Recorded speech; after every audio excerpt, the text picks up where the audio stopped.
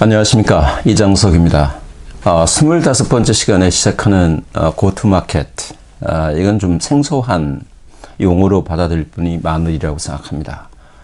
하지만 B2B 비즈니스의 전략 운영에 저는 키라고 생각합니다. 한 6번에 걸쳐서 진행될 이 시간이 여러분들께 새로운 각도로 전략을 수립하는데 보는 계기가 되었으면 좋겠습니다. 고투마켓 모델, 제가 이 그림에 이 미로를 그려놨지 않습니까?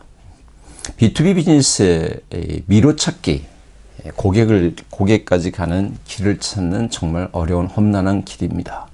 고투마켓을 뭐라 그러는가? 어떤 사람들은 GTM이라고 부릅니다. 그냥 고투마켓의 약어로서 GTM이라고 얘기를 하죠. 그의 사전적 정의는 시장 또는 고객의 기회, 또 고객의 변화에 맞게끔 조직과 자원을 배치하는 것이다. 그렇죠. 모든 영업 조직이나 기업은 고객과 시장이 기회와 변화에 맞춰서 조직을 능동적으로 전략적으로 배치하죠. 그걸 GTM이라고 한다.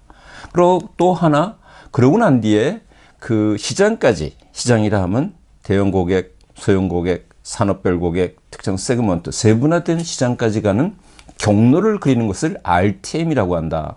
라우트 마켓의 약어죠. 이렇게 분리하는데 저는 이 두 가지를 통칭해서 시장과 고객의 변화에 능동적으로 대응해서 조직을 배치하고 시장까지 가는 경로를 그리는 것을 고투마켓 모델이라고 통칭해서 정의하기로 하죠.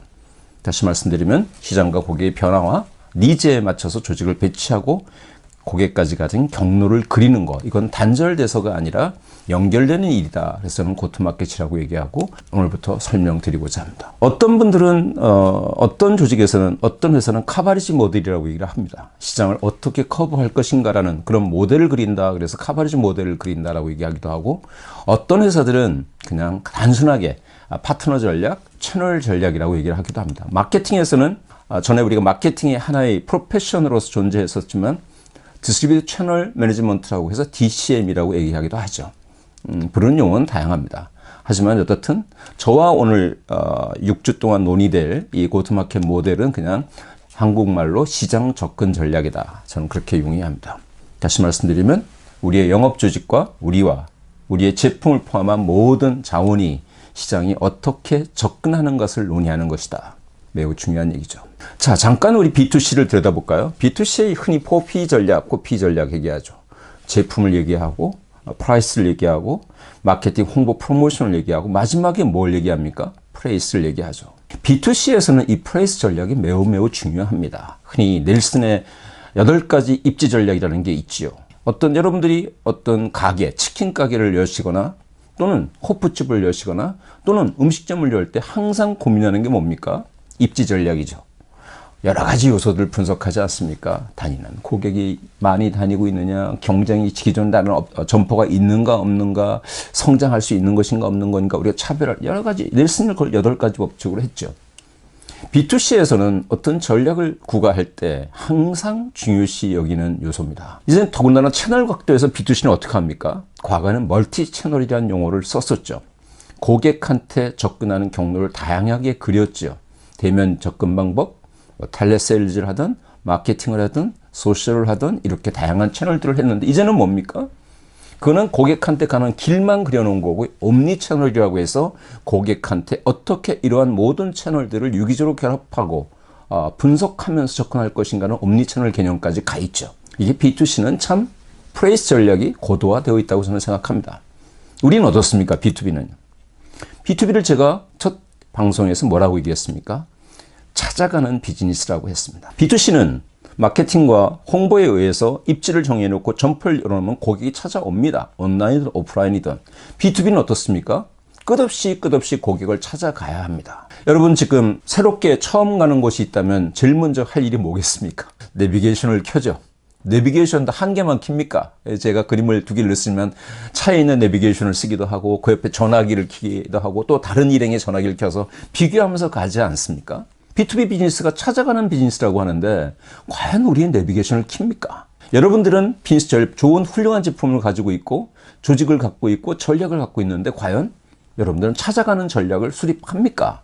제가 이제까지 봤지만 수없이 많은 B2B 기업들이 이 찾아가는 전략을 짜지 않는다는 겁니다. 그냥 채널 전략 또는 커버리지 전략 이름으로 사람을 바꾸거나 조직을 바꿀 뿐이지 시장과 고객의 변화와 니즈를 분석하고 거기까지 경로를 새로 설계하지 않는다는 겁니다. 저는 그래서 이렇게 봅니다.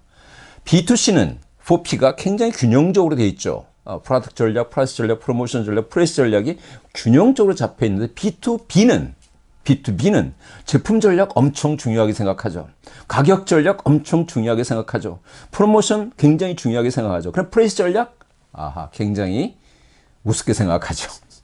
이게 현실입니다. 그래서 B2B와 B2C의 가장 큰 비즈니스적인 퀄리티의 차이는 저는 프레이스 전략에 있다고 보여집니다.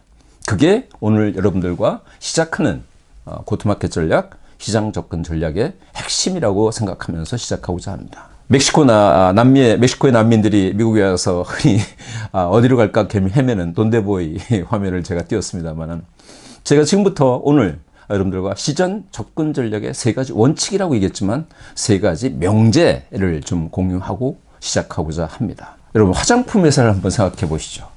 화장품 회사가 모든 제품을 다 동일한 매장에서 동일한 방법으로 팝니까? 최고급 브랜드를, 최저가 브랜드를 동일한 곳에서 팝니까, 여러분? 최고급 브랜드는 굉장히 화려하고 뭔가 품위 있는 공간을 만들어서 팔고, 최저가 프레이스는 그냥 마트에 납품해서 마트에 진열대에서 팔지 않습니까? 백화점은 어떻습니까? 프리미엄 브랜드, 명품 브랜드를 파는 백화점 코너와 일반에 10,000원짜리, 20,000원짜리 파는 코너가 같습니까? 위치가 같습니까? 거기서 파는 방법이 같습니까? 온라인, 오프라인이 어떻습니까? 다르죠. 똑같은 화장품 한 회사에서 나오는 다양한 제품이지만 다릅니다. 옷 똑같은 회사에서는 옷이지만 다릅니다. 백화점 똑같은 매장에서 하나의 건물 안에서 팔지만 파는 경로가 다릅니다. 자동차는 어떻습니까, 여러분? 화물차와 경차와 일반 소비자차와 가장 최고급 차가 동일한 매장에서 팝니까? 그런 걸 보신 적 있으십니까? 다릅니다. 전자제품 생각해 보시죠. 여러분, 냉장고와 전화기를 같은 채널에서 팝니까? 냉장고와 디스플레이 화면을 같은 데에서 팔면서 어떻게 매치를 시킵니까? 액세서리와 다른 장비를 어떻게 팝니까? 다릅니다. IT는 어떻습니까? 하드웨어가 있고 소프트웨어가 있고 서비스가 있고, 하드웨어도 서버가 있고 스토리지가 있고, 서버도 대용이 있고 중용이 있고 소용이 있고 PC도 있고, 이것을 동일하게 팝니까? 고트마켓의 전략의 핵심 첫 번째 원칙은 뭐냐? 제품마다 다릅니다. B2C는 이것에 아주 철저하죠. 제품에 따라서 고트마켓 모델을 다 달리 잡고, 입지를 달리 잡고, 매장 전략이 다르죠. 여러분 회사는 어떻습니까? B2B에서. 저는 B2B에서 웬만한 회사에서 이 고트마켓 전략을 새로 따로 수립한 회사를 거의 본 적이 없습니다. 전혀 상이한, 제가 지금 오른쪽 차트에 썼지만 전혀 상이한 비즈니스를 구가하면서도 동일한 채널 패러다임을 가지고, 동일한 파트너 패러다임을 가지고 전략을 수립하고 진행을 하죠. 그러니까 첫 번째 얘기한 제품마다 다르다는 이 명제에 반하지요. 그래서 첫 번째 시장 접근 전략, 고트마켓 전략의 첫 번째로 잊지 말아야 될 명제는 뭐냐? 원칙은 뭐냐? 제품마다 다릅니다. 한 기업의, 한 회사의, 한 조직의 제품이라고 하더라도 그 제품의 속성에 따라서, 시장의 고객의 니즈에 따라서, 선택 기준에 따라서 모든 것이 다르다. 이것이 첫 번째 제가 여러분들께 강조하고 넘어갑니다. 여러분들, 제가 고트마켓 모델, B2B 비즈니스를 얘기할 때 이 차트를 썼었습니다. 미시령, 그리고 거기에 미시령 터널이 생기면서 그 미시령에 근접해 있는 모든 비즈니스 생태계가 달라지는 것. 그 다음에 그 뒤에 미시령 터널 자체가 2017년도에 우리 양양고속도로가 생기면서 그 자체의 터널이 무용지물화되면서 경제적인 문제가 있는 거, 그리고 거기에 의해서 지속적으로 그 후방에 있는 생태계가 무너진 것까지 설명을 드렸었죠. 하나 더 이제 여러분들 공유해 보도록 하죠. 우리가 80년대, 90년대 초반까지 은행의 모습이죠. 은행에 가면 항상 사람이 버글버글하고 번호표를 뽑고 기다렸어야 됐죠. 어떻습니까? 우리가 이 ATM이 도입되면서 은행의 모습이 전혀 달라졌죠. 이런 ATM이 2013년에 피크에 도달하죠. 한 7만 대가 넘도록 돼 있다가 그때서부터 매년 연간 2,500대씩 줄어들기 시작하죠. 여러분 요새 ATM 찾기 어렵다는 분들도 있으시죠. 왜 그렇습니까? 인터넷 뱅킹, 모바일 뱅킹이죠. 근데 이건 계속 진화되지 않습니까? ATM이 처음 나왔을 땐 영원할 것 같았지만 다시 인터넷 뱅킹, 모바일 뱅킹으로 옮겨가면서 ATM이 애물단지로 바뀌었죠. 요새는 STM이라고 그러죠. 스마트 텔러 머신이라고 해서 이제 텔러 머신 앞에서 통장도 재발급받고 OTP도 새로 업데이트 받고 여러 가지 기능들이 또 추가되고 있죠. 이런 기능이 들어가는 걸 끝없이 진화됩니다. 결국은 제가 드리는 말씀이 뭐냐. 미실현과 이런 여러 금융기관의 고객 대면의 디바이스, 접근 방법이 또 끝없이 진화된다는 겁니다. 변화가 멈추질 않는다. 이게 두 번째입니다. 근데 우리는 과연 B2B 기업에서 시장 접근 전략, 고투마켓 전략을 수립하고 난 뒤에 과연 매년 변화하는 것을 보느냐. 아까 고투마켓의 키워드가 나왔던 게 뭡니까? 시장과 고객의 니즈와 변화라고 얘기했거든요. 끝없이 변합니다. 이게 두 번째 여러분들께 드리는 말씀입니다. 자, 이제 세 번째 곡지를 한번 말씀드리기 전에 좀 딱딱하니까 이 차트를 보여드리죠. 처음에 여러분들 영업에 대한 얘기를 할 때 제가 객주, 장사의 신 얘기를 했었죠. 그때 이 주인공인 보부상의 우두머리와 그 다음에 신석주라는 유기전 대행수죠. 요새 같으면 정경련 회장 정도 될까요? 끝없는 싸움을 벌이지 않습니까? 이게 이제 마지막에 하이라이트로 가는데 저는 이 드라마를 2015년 말서부터 2016년까지 회사를 처음 만들 때 초창기였기 때문에 한 번도 빼먹지 않고 보다가 아주 재밌는 장면을 이 장면으로 생각합니다. 결국은 이 유기전 대행수를 파멸로 몰아넣고 이 천봉삼이라는 보부상의 헤드가 조선 상권의 대표가 되는 사건이 바로 뭡니까? 이거죠. 옛날에는 이 한성에서부터 원산까지의 빈스 통로가 이렇게 다녔다고 합니다. 한성에서 옆쪽으로 넘어가서 배를 타고 원산으로 넘어가는 이런 경로였죠. 왜냐하면 한성에서부터 원산까지 가는 그 길에 넘어가려면 풍등령이라는 산을 넘어가야 되는데 거기는 아무도 못 건너간다는 거죠. 천봉삼이라는 보부상의 우두머리가 그것을 조사해 보니 그 풍등령에 산적들이 있어서 아무도 검적을 못하고 글로 건너갈 생각을 못했다는 거죠. 그 어떻게 합니까?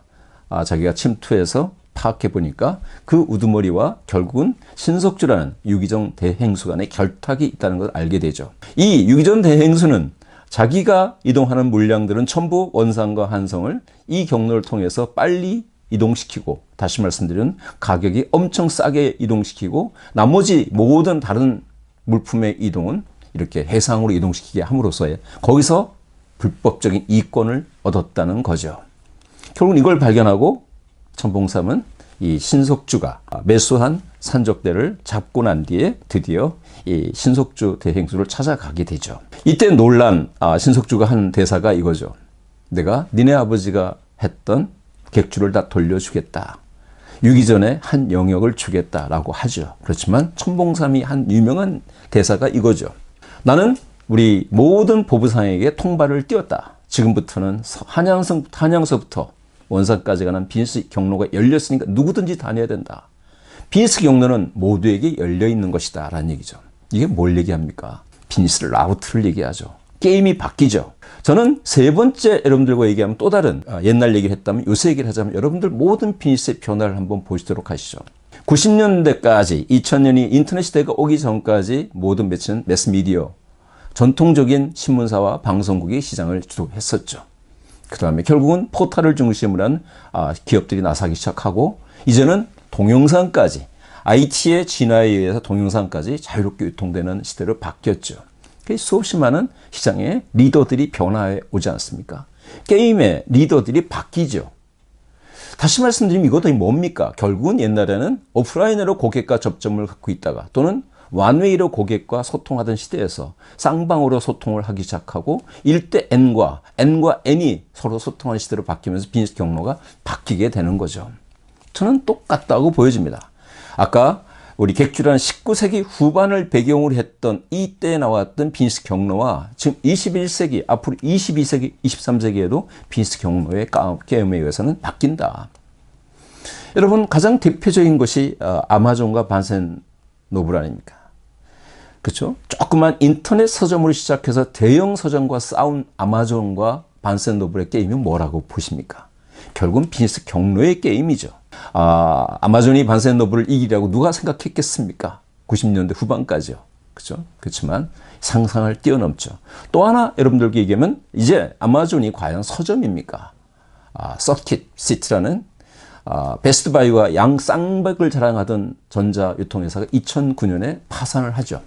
이 파산의 주역이 누구겠습니까? 결국은 이것을 끌고 간 회사는 아마존입니다. 다시 말하면 동일한 인더스트리에 동일한 세그먼트만에 영향을 주는 것이 아니라 다른 인더스트리에도 영향을 미친다. 결국은 베스트바이도 한번 휘청거렸지만 2012년도에 혁신을 통해서 베스트바이는 살아남았죠. 이게 유통만이겠습니까? 월마트는 어떻습니까? 또 여러분, 아마존이 IBM이라는 IT 기업을 어려움에 빠뜨린 기업이라는 걸 알고 계십니까? 2011년도에 아마존은 클라우드라는 비즈니스 모델, 클라우드가 뭡니까? IT를 옛날에는 사던 사람들이 이제 경로를 빌려 쓰는 경로를 열어놓은 거죠. 아마존이 그 비즈니스를 공공 클라우드 모델로 도입하면서 IT 시장에 일대 대변혁이 오게 되죠. 한국에서도 이 아마존이 가지고 있는 위치는 클라우드에서 매우 크죠. 다시 말씀드리면 시장 경로에 의해서 동일한 세그먼트만이 영향을 주는 것이 아니라 모든 다양한 인더스트리에 영향을 준다.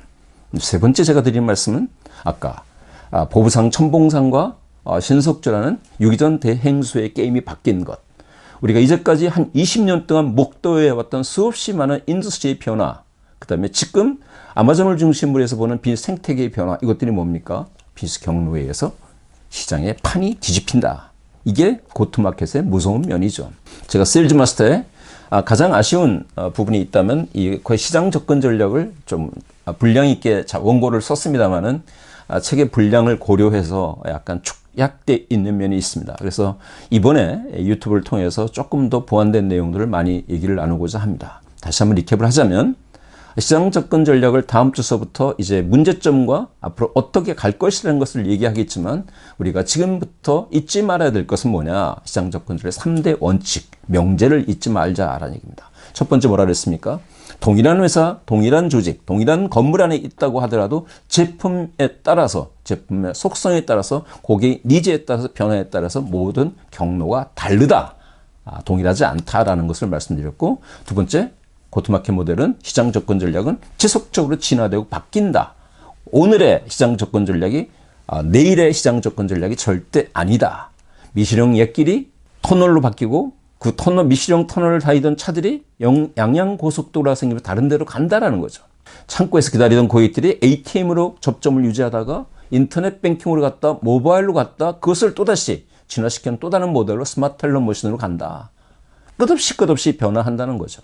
마지막 여러분들께 말씀드렸던 게 가장 무서운 것은 뭐냐? 게임의 룰이 바뀐다라는 겁니다. 결국은 고투마켓 전략을 어떻게 하냐에 따라서 한 기업을 망하게도 할 수 있겠고 아주 작은 스타트업 기업이 세계를 놀라게 할 수 있다는 거죠. 저는 그 대표적인 기업이 아마존이라고 얘기를 드리는 거죠. 그래서 이 세 가지를 한번 생각하고 다음 주에는 우리가 이 고투마켓에서 실상은 어떻게 운영되고 있는가, 오늘의 과제가 뭔가라는 얘기를 드리고 난 뒤에 이제 2주 후서부터 여러분들과 본격적으로 고투마켓 전략을 수립하는 방법을 논의하도록 하겠습니다. 굉장히 복잡하고 어려운 주제입니다.